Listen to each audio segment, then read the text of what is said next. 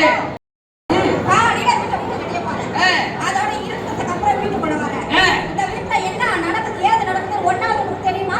காலையில இருந்து சாயந்தரம் ராத்திரி ஃபுல்லா நீ நடக்கிறேன்.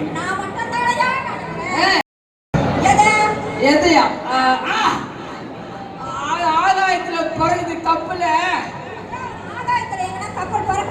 உங்க அப்பனா பறகுறான். அந்த கப்பலை கண்டு